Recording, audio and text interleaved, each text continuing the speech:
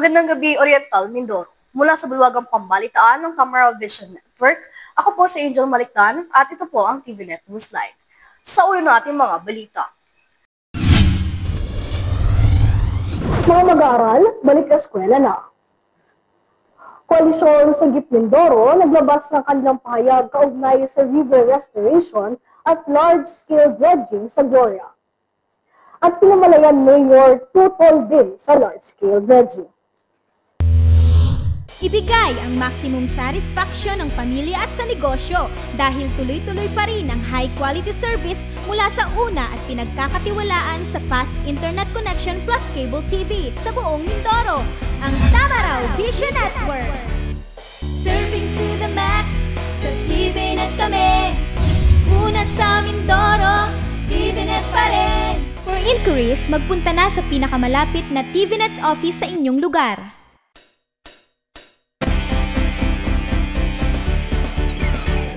Sa detalye natin mga balita, bilang bahagi ng patuloy na pagsumikap ng Department of Health Lima Ropa Center for Health Development na palakasin ang kakayahan ng mga lokal na pamahalaan sa pagbibigay ng serbisyong pangkalusugan at pagtugon sa mga emerhensya, matagumpay na isinagawa ang Batch 2 Land Ambulance Turnover at Acceptance Ceremony para sa 10 Type 1 Land Ambulance sa ilalim General Appropriations Act o GAA 2024.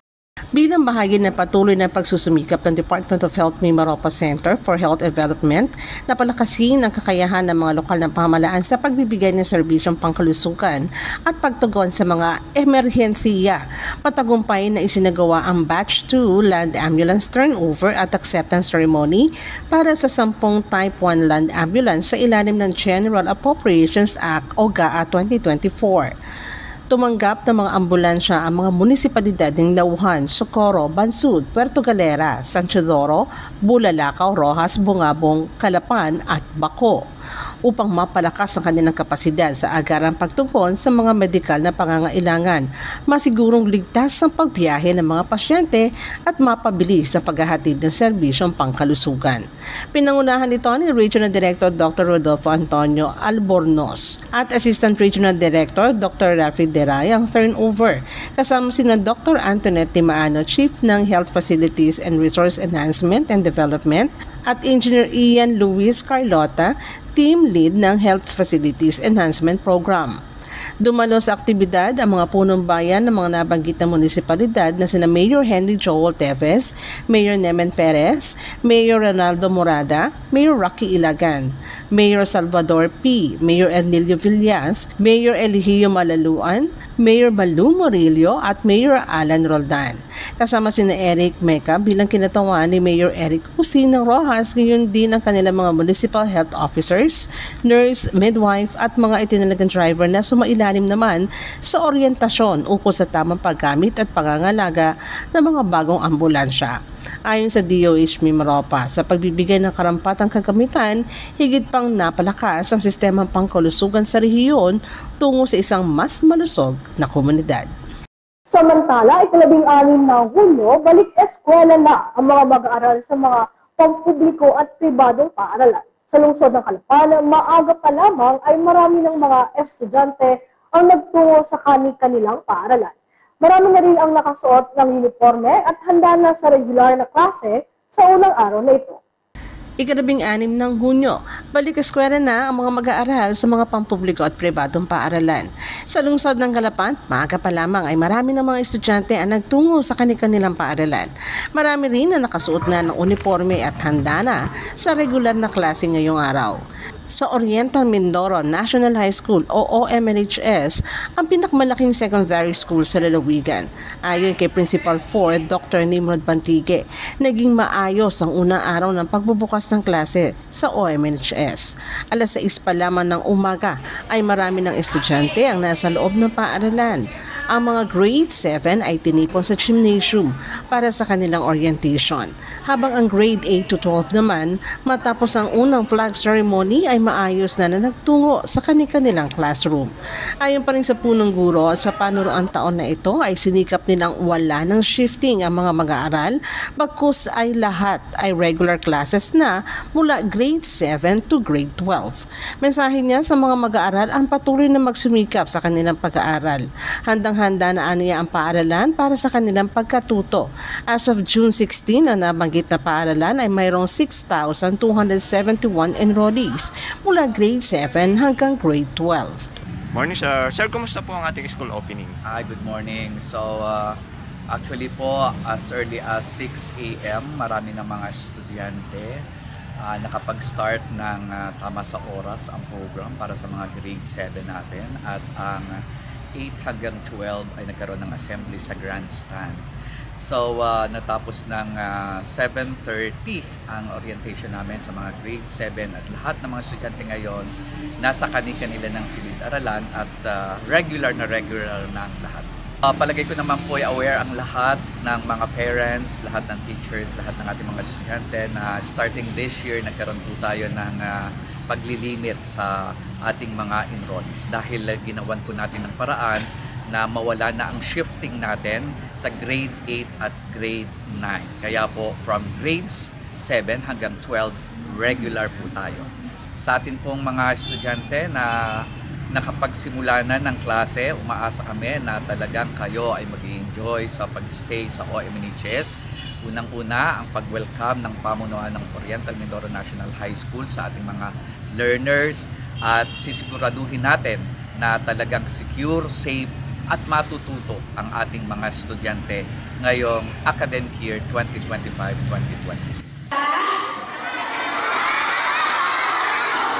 Magandang umaga sa inyo.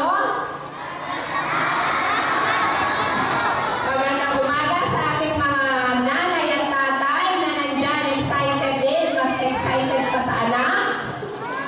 Good morning, teachers! Okay, para sa mga bata, welcome back to Parang Elementary School. Excited ba kayo? Napasukan na tayo ngayon? Taas na ang kamay ng gusto na mag-aral. Wow! Kakalahati ang iba education mode pa. Okay, so ngayon June 16, simula na ng ating pagpasok sa ating paaralan at simula na uli ng ating pag-aaral. Okay ba yun? Sino ang iiyak mamaya sa classroom? Patingin nga ng iiyak. Meron pa ba? Wala na, mga big girl at big boy na tayo, ano? Yung mga nanay na nandito, okay lang yun ngayong araw na to, unang araw ng pasukan. Welcome natin ang mga bata ng may ngiti. Palakpak ng 10. 1, 2, 3, 4, 5, 6, 7, 8, 9, 10. Hindi nakikinig sa o, diba? Masaya kayo? Welcome po mga nanay, mga kaguro, kumpleto tayo. Palakpakan natin ang ating sarili. Ayan. Naka-uniform lahat ng mga guro at halos ng mga bata ay naka-uniform din. Palakpakan natin ang sarili, ang gaganda ninyo tingnan. Samantala, maayos din nakapagsimula ang iba pang pampublikong paaralan sa lungsod mula elementarya at sekundarya. Bawat isang paaralan ay nagpakita ng kanilang kahandaan sa pagbubukas ng klase. Sa pamamagitan nila ng Brigada Eskwela ay muling napatunayan ang bayanihan para sa karunungan ng mga mag-aaral. Ang unang araw ng pagbubukas ng eskwelahan ay matagumpay na naisagawa sa pagtutulungan na rin ng DepEd, katuwang ang ilang pang-ahensya ng pamahalaan at mga pribadong grupo. Ayon sa inisyal na datos mula sa DepEd Calapan City Division, mayroon 26,692 mag-aaral mula elementarya at sekundarya sa mga pampublikong paaralan ang nakatala para sa panuroang taon 2025 to 2026.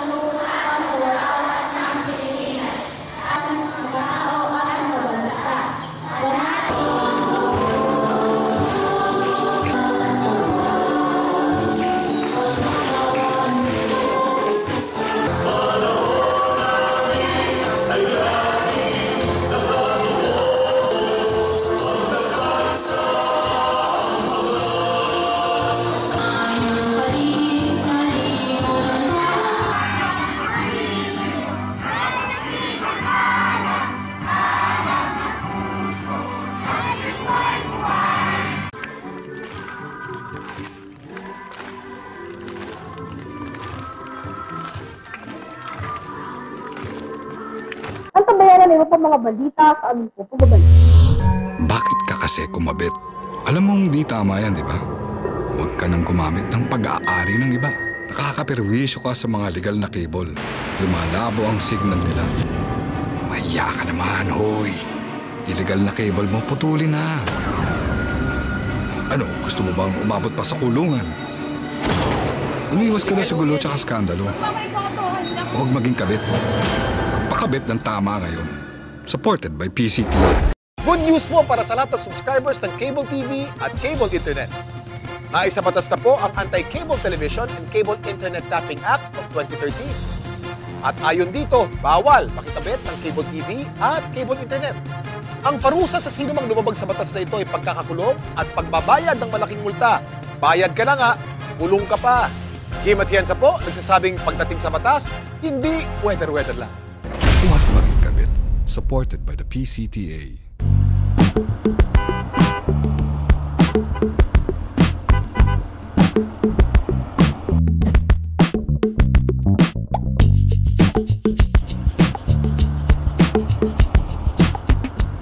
Ibigay ang maximum satisfaction ng pamilya at sa negosyo dahil tuloy-tuloy pa rin ang high-quality service mula sa una at pinagkakatiwalaan sa fast internet connection plus cable TV sa buong Mindoro, ang Tamaraw Vision Network.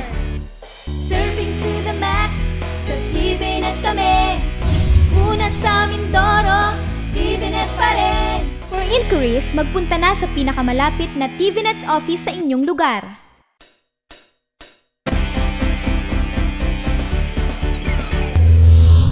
Sa pagpatuloy ng ating mga balita, naglabas ng kanilang bukas na pahayag ang koalisyon sa Sagip Mindoro na nananawagan na ipatigil ang proyektong river restoration at large-scale dredging sa Barangay Balete, Bayan ng Gloria.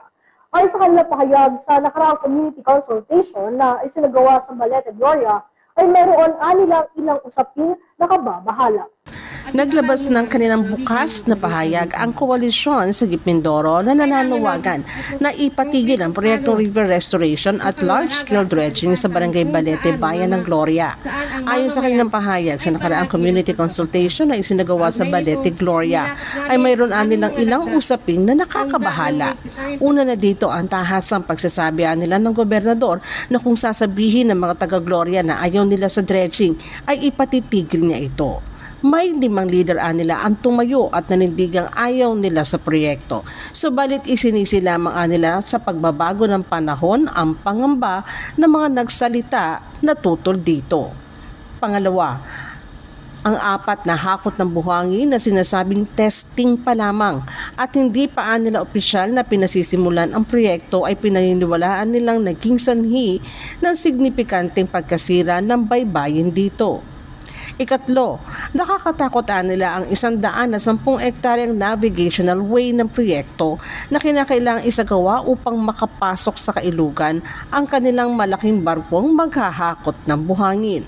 At ika-4, ang buhangin sa baybayin ng Gloria at sa kailugan na hahakutin at ilalabas ay upang dalhin sa Bulacan Airport. Kaya naman matimbang sa kanilang paniniwala na ito nila ay isang negosyo kesa sa solusyon sa pagbaha. Ang koalisyon sa Sagip Mindoro o KSM ay isang koalisyon ng mga sibikong organisasyon at mga individual na makakalikasan sa isla ng Mindoro. Samantala, nagbigay na rin ng kanyang pahayag si Pinamalayan Mayor at incoming Vice Mayor Aristeo Baldos Jr. kaugnay sa river restoration and large-scale dredging sa project sa lalawigan. Ayon sa punong bayan, wala at tutol siya sa proyektong dredging. Nagbigay na rin ng kanyang pahayag si Pinamalayan Mayor incoming Vice Mayor Aristeo Baldos Jr. kaugnay sa river restoration and large-scale dredging project sa lalawigan. Ayon sa punong bayan, wala at tutol siya sa proyektong dredging. Bagamat may ilang grupo ang nagtungo sa kanyang tanggapan at nag-alok ng naturang proyekto, ito ay kanyang mariing tinutulan. Dahilan upang hindi niya mapasama sa 7 ilog na nakatakdang isailalim sa large-scale dredging project ang bayan ng Pinamalayan. Naniniwala siya sa kanyang pag-oobserba at nakaraang mga karanasan, may pagdududa siya na maaaring makapasok sa huhukaying bukana ng ilog ang mga barko upang magsagawa ng dredging. Bago mangyayari yan, natanda ko yan na may mga lumapit sa akin dito ng mga middleman na nag-aalok na mag-dredging dito sa atin, sa bayan ng Pinamalayan. Particular na niya sa may bandang Wawa, yata yun natitingnan nila diyan na may bukana tayo diyan kasi na pwedeng ma-dredge nila. Tinutulan ko yan at outright sinabihan ko sila hindi pa pwede dito sa atin yung dredging na yan. Sapagkat alam ko ang mangyayari. Sapagkat experience ko na yan, makikita mo na oras na may habagat tayo, may tinatawag tayo amihan, kumisan ang buhangin papuntang kaliwa, kumisan ang buhangin papuntang kanan. Walang katapusang ubos ng buhangin yan. Kahit pa anong kuha mo sa buhangin, tatabunan at tatabunan yan noong butas. Kaya I doubt na makakapasok sila doon sa loob ng bukana ng river. Dagdag pahayag pa ni Mayor Baldos, hindi pa niya masasabi kung may epekto ang isinasagawang dredging sa bayan ng Gloria sa karagatan ng Pinamalayan bilang magkalapit na bayan. Ito ay kanila ring pinag-aaralan. Tanong mo doon sa kung maapektuhan tayo nung nangyayari sa Balite, yun ang hindi ko masagot. At siguro dapat ito ipag-aralan natin kung talagang makaka-apekto sa atin yung nangyayari ngayon sa Balite, sa particular sa bahay ng Gloria. Sapagkat ito malapit sa atin. Galing nga ako sa dagat ngayon, tininan ko, pero nasa cove naman tayo naka-cove tayo. Yung kinukuhanan nila ay sa kabilang cove naman. So sana hindi mangyari sa atin at kung gano'n mangyayari tayo ay a-action din sapagkat malaking bagay na sa ating mga future ng ating bayan pag tayo inasira ang ating dalampasigan dahil dyan lang kumikita ang ating mga mamamayan ng Pinamalayan. Ang pahayag na ito ni Pinamalayan Mayor Baldos ay kanyang inilabas sa kanyang official social media account na Working Mayor ng Bayan nakaraang 14 ng Hunyo. Tulad sa tinura ni Mayor Baldos, hindi nga kabilang ang bayan ng Pinamalayan sa 7 ilog na nakatakdang isailalim sa river restoration and large-scale dredging. Bukod sa Balete, Gloria, nakalinya rin dito ang Wasig River, Kagankan River, Bungabong River, Bako at Alag River, Mag-asawang Tubig at ang Bukayaw Silunay River. Mababalik po ang TVNet News dahil makalipas ang ilang paalala.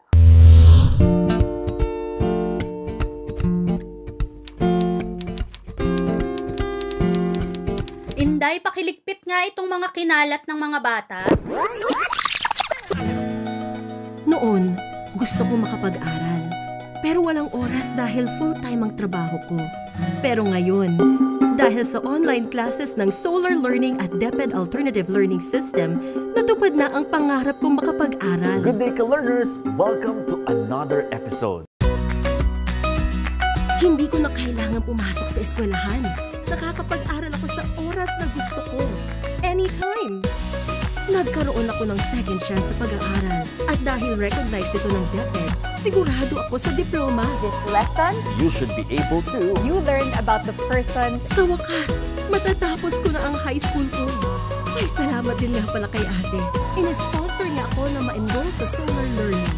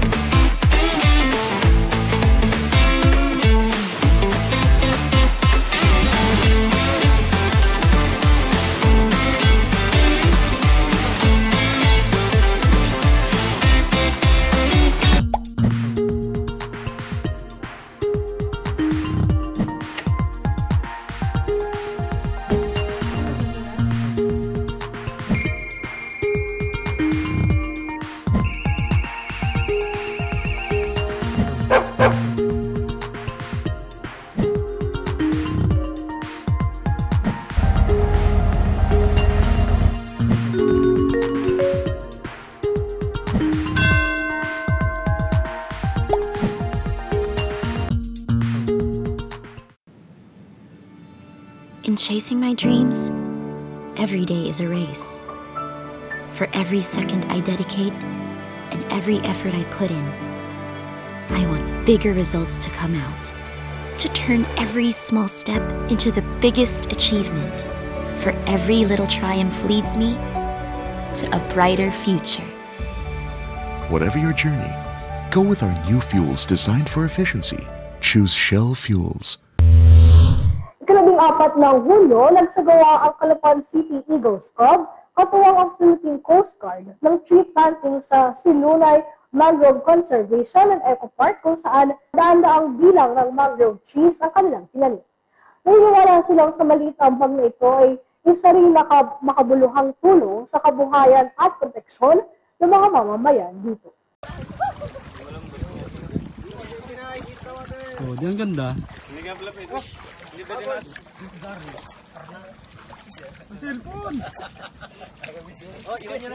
Muling pinatunayan ng mga miyembro ng Calapan City Eagles Club na nananatili silang tapat sa kanilang advokasya na maging katuwang ng mga komunidad sa pangangalaga at pagpapayabong ng kalikasan. June 14, 2025 ay muling nakapagsagawa ng tree planting activity ang nasabing samahan kaugnay sa Eagles Week celebration.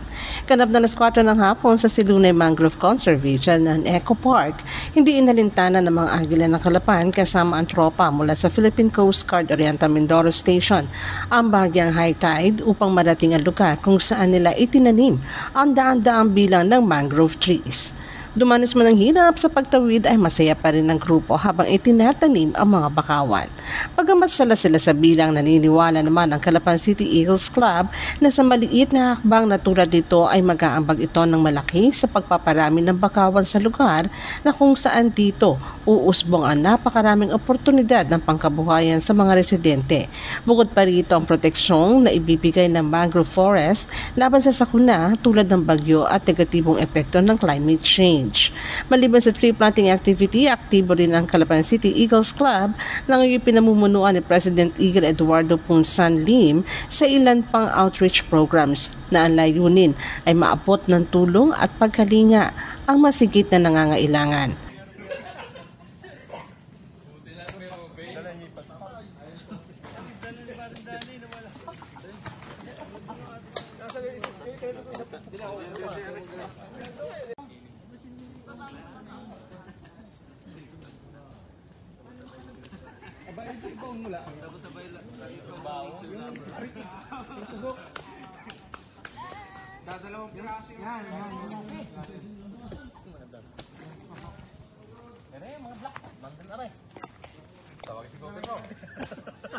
Samantala, silipin natin ang presyo ng mga paunahing bilihin sa ating pamilihang lungsod ng Calapan. Narito po ang ating Palengke Watch.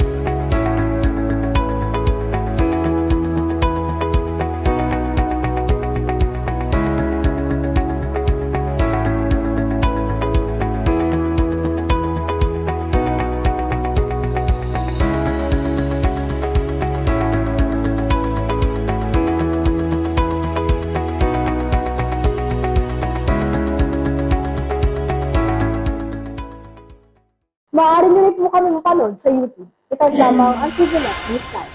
Bisitahin at like rin ang aming Facebook page, Newsline Channel 10. Atin po kabuuan ng mga balitang nakalap ng Newsline staff and crew para sa araw na ito. Para po sa inyong comments o suggestions, mga balita at informasyon na nais nyo iparating sa aming programa, tumawag po lamang sa 040-288-4240.